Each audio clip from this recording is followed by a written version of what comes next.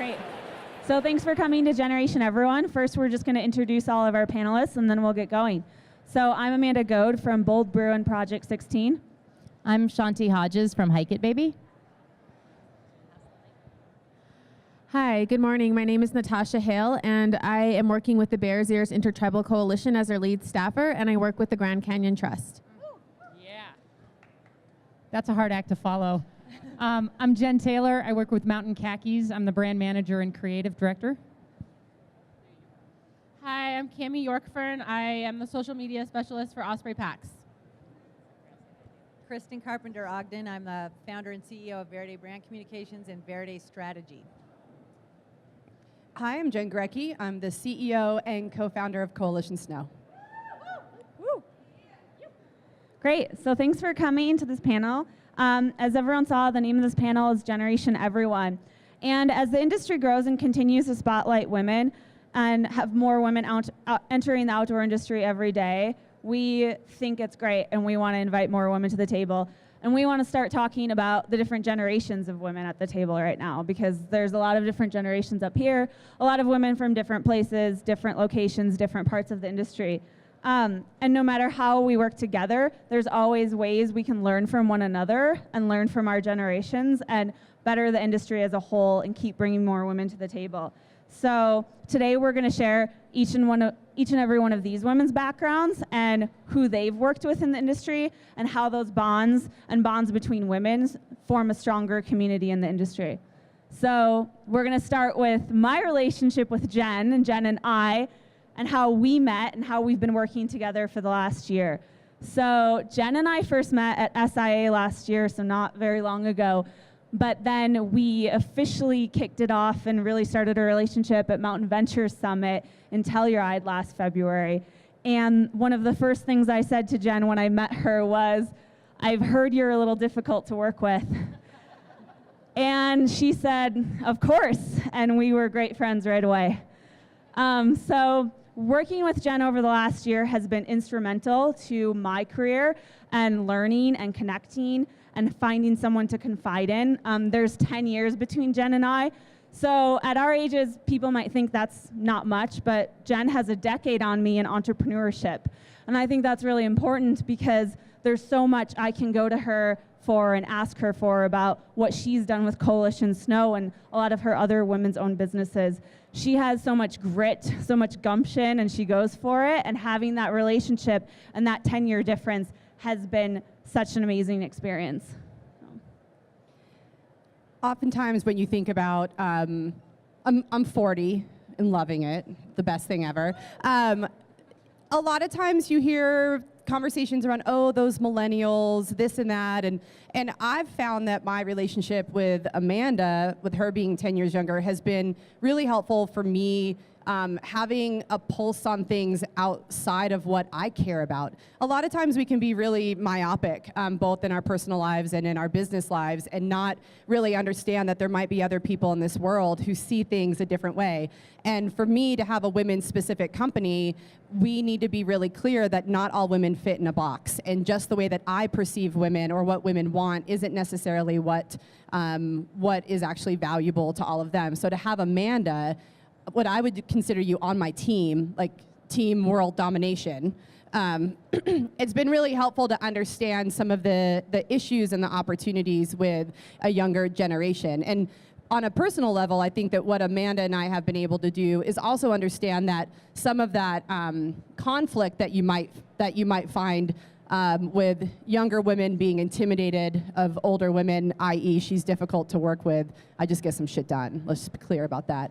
That we've been able to break that down and realize how much we can support one another and help each other build our businesses and then also check our crazy. So it's been really valuable to have her on the team. Yeah, in the last year, we've partnered together in so many ways, from hosting one panel at Summer OR to 4 this year together, and boosting up both of our businesses in various ways and helping rise the tide for all women in the outdoor industry. So we're really excited about what different generations of women can do to come together and accomplish more. So Now we're gonna go through all of the women sitting here, and we took a lot of time to speak with everyone about their stories before this panel, and so each woman is going to get one question that really tees up a story in their lives, and then they'll dive into telling more about their business and their experiences with different generations in the outdoor industry. So to start with Shanti Hoggs. Shanti, in our discussion, you emphasized that the outdoor industry needs to be more multi-generational, and you specifically talked about bringing more elderly into the outdoors. Could you please tell us more about the safe space you've created with Hike It Baby and the women who helped you keep pushing forward with what you've created? Thank you. So we have about 4 minutes here, so I'm going to go fast. Does anyone know what Hike It Baby is? Raise your hand if you know it.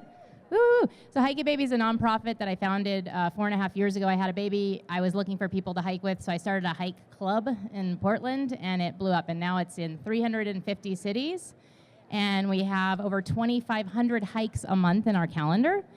What's unique about Hike It Baby is we say, mom, dad, nanny, granny, auntie, uncle, whoever wants to hike, get on the trail with us.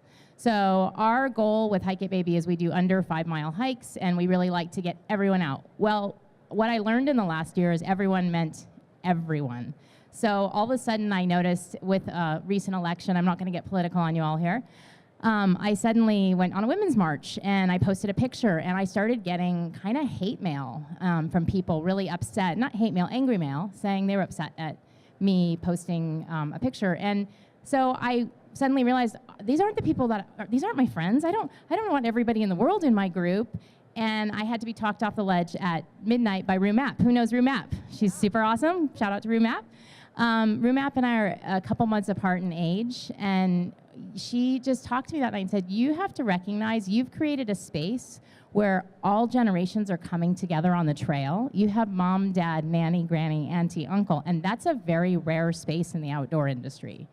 The outdoor industry typically caters to Millennials or Gen X, Gen Y. It's a crowd of people that we just think like, oh, if you can go climb in Yosemite, you're part of the outdoor industry. But actually there's a really silent population, which is little children. Birth to 5 doesn't exist. In the outdoor industry and in the academic world, all grants go to K through 12. I dare you to look for a grant for a nonprofit for under 5 years old in the outdoors. It doesn't exist. So it's just interesting. So Rue really talked me through that, and it was really interesting and great to have someone in the industry to remind me it's very important that we all look for those spaces and creating those spaces to invite in all ages. And when you're inviting in babies, you're often inviting in the elderly. So that's, seniors. It's really important that we don't forget that the outdoors needs to be open to everyone, to all generations. So that's pretty much it. Thank you. So, Natasha, we're going to kick it over to you. So you've said that your mind is always operating through a tribal lens, and would like for you to elaborate on this, in particular, the generational relationships in the Navajo Nation and how they've inspired your career. Great, thank you so much for that question. I'm really excited to be here. This is my second OR show. And the first one I went to was in Utah last year, and it was great to be there, and even nicer to be in Colorado.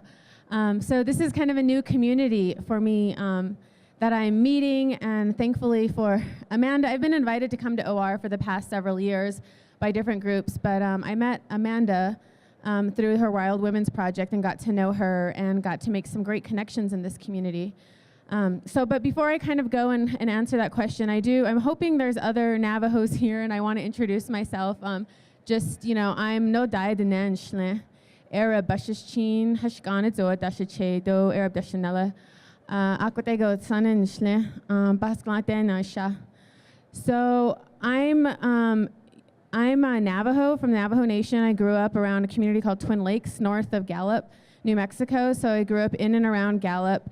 I live in Flagstaff now, and I'm half Navajo and half Arab, and my clans on my Navajo side are Yucca Fruit on a String, and on my Chase side, I'm Ute clan, and on my Chase side, I'm Yucca Fruit on a String, and my family comes from the New Mexico side of the Navajo Nation, but I also have my late grandpa who's from the Grand Canyon region.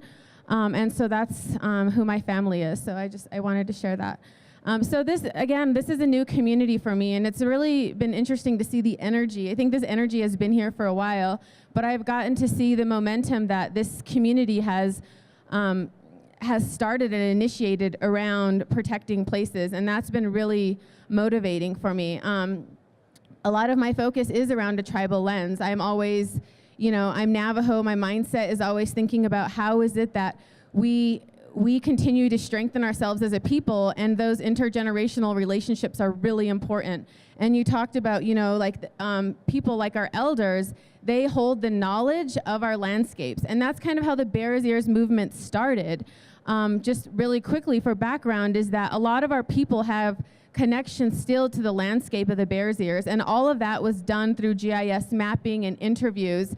And we really asserted our connection to this place and our history to this place. And that led to the movement and to the map and to the Obama proclamation, and which is what we still see as the real proclamation. And so, an intergenerational mindset was incredibly important in that, because you have older people that are the knowledge holders about the landscape. They know the stories of what happened during the long walk. They know the stories of the foods. And when you go to places like this, it's really beautiful, and people just see, wildlife, or they see the different ecosystems of plants, but we see those things as food. We see those things as medicine. And this is what our young people who are coming up want to really reclaim that knowledge. And so, making sure that there are strong ties between our elders and between our young people, the millennials, they're hungry for that, and they're excited about that, and how we build in that momentum and excitement to our elders. Like, it's happening naturally, but we're trying to become more deliberate about it. We have a Bears Ears Commission that the Obama proclamation initiated, and that was something that our tribal governments were just really pushed for. We wanted to work with the Forest Service and BLM to be able to manage the landscapes. And so we're very excited about that, and thinking about programs where we can build in programming where we have our elders out there with our youth. So our mind is always around that. And I know that this is something this community has struggled with, is building in equity and inclusion and different people. And that's something that we know, because there's knowledge that has to be passed on. We're very intentional about what that looks like. So it's been very exciting to be in this movement. I think for me, as far as with working with women, I've worked with so many amazing women and have so many wonderful women mentors. And I think too, just coming from a society where we're the matriarchs, we're the power holders, I've worked with some of my non-native partners, and I know they've had non-native women partners, and they've had struggles in this space. But I think along the way I've had really assertive women that I've been able to draw from that are just really amazing. And so that's really cultivated my leadership, and that's something that I'm very deliberate about. If I see a young woman who I know she has it, like, I want to create every opportunity for her to be successful, because the mindset of our people is, if one of us is successful, then all of us is successful, and we need to keep operating in that space if we're really going to be building this momentum and reclaiming who we are as a Native people. So I'm really excited to talk about some of the women that have motivated me once we get to some of those questions. So thank you. Yeah, and we're going to have a lot of time for questions at the end of this, because as you can tell, a lot of the women up here are doing some amazing things in the industry, and we want you to be able to ask them anything that your heart desires. So next, Jen Taylor from Mountain Khaki. Jen, we talked a lot about your experience selling mountain sprouts and your relationship with Sally McCoy during this process, and channeling what you said is your biggest strength, your EQ. Can you tell us some more about this experience, please? Yeah, so thank you. I first came into this industry, like so many of us, right, as an enthusiast, as a core user. I came into the industry in '93 originally, working for a company, learned how to sew, had never touched a sewing machine in my life, found this whole new creative outlet, and fast forward 8 years, purchased that company that had opened up this new outdoor gateway for me as a professional and lit my career. I left the outdoor industry for a little bit, worked in the cycling industry, was racing mountain bikes, came back to the outdoor industry, owning that company. Then with my sisters, we purchased this company together and started, we suppressed what they did and started Mountain Sprouts. As a young mom, I was the only one at the time that had children, and was really inspired by the people around me that said, well, your life is over, more or less. You're not going to be riding like you do. You're not going to be camping. You're not going to be skiing. You're not going to be running or any of that like you did. And I was like, well, fuck that. I'm a rowdy mom. I'm going to raise rowdy kids. I'm going to envelop them in my lifestyle. So I started a rowdy kids outerwear company, and we did well. There wasn't a whole lot at the time. It was on the forefront. It was on the leading edge of nature deficit disorder and the importance of getting kids in nature. So I'm so inspired by the stories up here, by the way. And so we grew in the industry. It was an important topic. It was a business with a mission. And fast forward to 2006, we were purchased by Mountain Khakis, and I've been so blessed to work with that company ever since. And really working in the core of what this industry is built on, which is community and connection. So when we go to that in-between part, when in 2005 we had a major supplier debacle, it was a lawsuit. It was a really unfortunate situation, and it tied up about 65% of our purchase orders that season. So we had to do some triage, and then we had to do triage again because the second lot came in even worse than the first. It was a fabric, and so we pivoted and we packaged. I paid off all our debts, and we packaged a company for sale, and that's where Mountain Khakis came in. But in that process, in that duration, we had an interesting. We had already paid for OR. I had a couple of other brands as well that I had kind of back pocket brands, and so we brought them all to the show. I pulled my team together. We were all women. And I said, all right, we're going in like Aristotle Onassis. Business is great, and we're going in with a good tan. So we all went to the tanning booth. It was January show, and we lit it up. We were on fire. I was like, write as much paper as you can. We're documenting everything, and we are. It was like lightning bolts. It was incredibly magnetic, and we did it. And during that show, I knew the minute that we got back that we were shutting everything down. We let everybody go, and everybody knew this coming into it. So it was an incredible rally. It was a rally. It was our cry, and we came back. We let everybody go. My sister, who was an attorney at the time, stayed on board with me, and we committed from February 1st through August that my job was to call everybody in the industry that I knew. Sorry, thank you. Everybody in the industry that I knew, everybody outside of the industry that I knew or didn't know, thank you, and have a conversation. I was committed to learning something, taking away something from every one of those conversations. And out of that, I wanted to find one more person or two more people that I might be able to talk to. And I didn't care if it was a chauvinist or a bigot or a jerk. It didn't matter who I was talking to. I was going to learn something from that person. And maybe it was what not to do. Maybe that was it. But out of that, I had met Sally McCoy. We had sat on a panel together in the OIWC days, but in the precursor to Camber Outdoors, and I called Sally, and she was incredible, a pioneer in the industry, right? The two Sallys. They really knocked down the pink it and shrink it theory, and that was take the guy's product and just turn it pink and make it smaller. They really changed this industry, and she was amazing. She was like, you know what? You got this.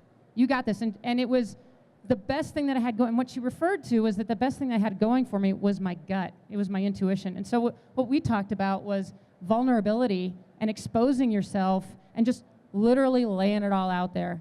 And with that, through that fear of shame, and that is where you find your power. And I went from feeling completely powerless to completely empowered. And it was a journey, and thankfully it was a very quick journey. I just followed my gut from one call to the next. It almost was laying a trail in that way. And it led to, fortunately, again, the conversation with Mountain Khakis. And I could go on. There's so much within that. But it was really that, when we talk about emotional intelligence and EQ, they say that by 2020, that's going to be one of the top 10 skills in leadership. The top 10 skills in leadership, and Harvard, Business Review, Forbes, Fast Company, lots of articles and a lot of information now about emotional intelligence. and where that's coming from. And it's biological. It's the enteric nervous system. We all have, and tell me, am I going too far? Okay. So the enteric nervous system, your gut, I'm going to follow my gut. My gut doesn't feel right. That's very true. It's actual physical, biological. It's that there's a nerve in your enteric nervous system, in your digestive tract, called the vagus nerve. And that nerve you're receiving 9 times more information in your gut that's going up to your brain, that goes through your limbic brain into your rational brain, than you are outputting from your brain down. So you're receiving information in your gut, and then you're processing it up here. And so this is our instinct. And so to follow that is really empowering, and to listen to that. Now there's just fact and proof and science behind what we all have sensed as that kind of sixth sense. So that, find your power, trust your instinct, trust your gut, and go roar. That's what came away with that. And it's been an incredible career path as a result. There's that. I'll wipe off the microphone for you. Cammie, we're going to swing it over to you here. So you've been able to build a relationship with another woman at your own company. And we'd love for you to be able to talk about this relationship and give us some perspective on how important female workplace bonds can be. Yeah, thank you for that question, and I'm so honored to be up on this stage with so many strong women. This is just incredible. So I think what makes my story a little bit unique is that it comes from outside of the industry.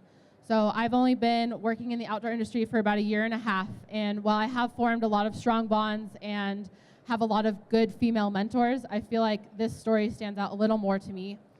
So straight out of college, I started working at a marketing agency here in Denver. And one of the things they don't really teach you in school is how to work with people who have a different personality than you. And I've really struggled with that. I have a very strong personality in the workplace, a very strong personality in my personal life. And sometimes, like Jen knows, it doesn't mesh well with everybody. And so this woman that I'm going to talk about today, she was kind of the mother figure in our office. And everyone felt like they could go to her with anything. She and I clicked right away. But she was also more reserved. She was kind of like a silent killer in the background, and she was such a badass. But when she was in a meeting, she wouldn't always speak up, and she would kind of wait for other people. Whereas I'm the person that stands up and puts her hand up first and is like, yes, pick me, pick me, pick me. And she was there for me when I found out that my mom had cancer. I was there for her when I found out that her dog passed away. I mean, we had a very close relationship. And I thought we had worked really well together until this project. She had a legal client that had won a really big case. And at that time, my coworker who was doing the same job as me was out of the office. So I was doing the job of basically 2 people. I was super stressed out, super young, didn't understand how to handle stress.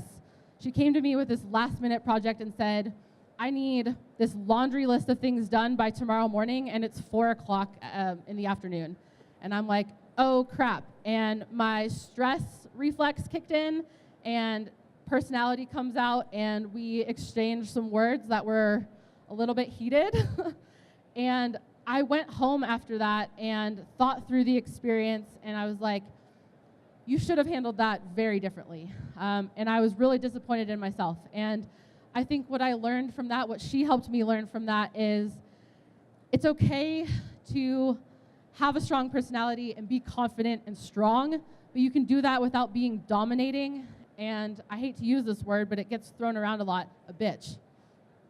And so after thinking about it a lot, I went into her office the next morning. We had a conversation. I apologized, and she said, you know what, I think I can really help you. And I said, yes. Let's figure out how we can work better together, how we can make this relationship work. And she really talked me off the ledge and helped me figure out how to be strong and confident in a meeting and also have tact.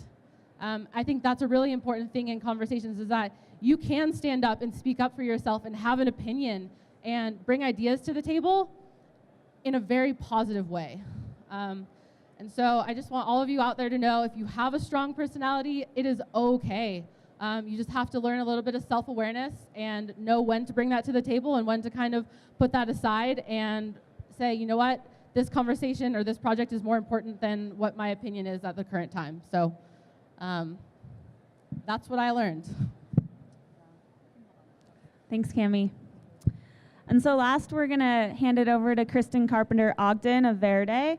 Kristin, when telling us your story about your relationship with professional climber Lynn Hill, you said she was a living example that strong women can stand for what is important to her and build a life and a place within a community through passion, talent, and going huge in life. Can you dive into this for us? Yeah, thank you so much. Is this thing working? Thank you. It's a real honor to be sitting on the panel with you guys, and I appreciate that you put this together. It's a really important time right now. I can't talk about this without talking about a little bit of my upbringing. I grew up the only girl in a family of 4, so 3 huge brothers, and a patriarchal dad who, loves me like, just differently. But point being is, athletics in my family leveled the playing field. Everything outside of that, I was put into a box.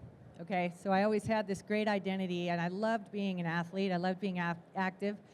By the time I got to college and I found our people, thank God, I became a raft guide and a climbing instructor and discovered mountain biking, and there was no turning back. I was like, this is it for me.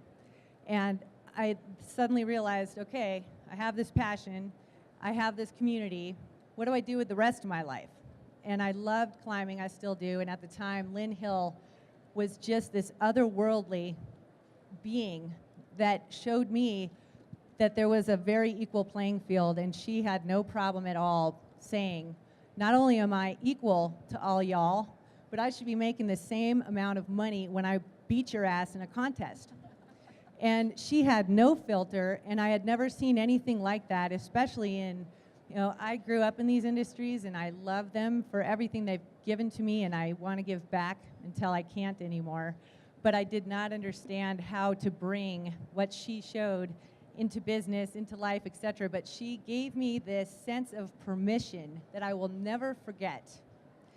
And I don't even hang out with Lynn. I still look at her like this crazy icon in my life. I know her. I've met her a few times. She's super approachable and awesome, but she literally changed my life. And she is one of the reasons that I have felt like I have permission to show up at the table and pitch with everybody else as the only woman in a room, or present and tell people what the hell I think they should do with their businesses, even though I'm the only woman in the room, or maybe there's 5 of us out of 50 people. It's because of Lynn Hill showing up on the world stage without any obstacle getting in her way. So I just wanted to share that because that's somebody who's an aspirational model in my life, who isn't necessarily someone I work with every day, but she changed my life.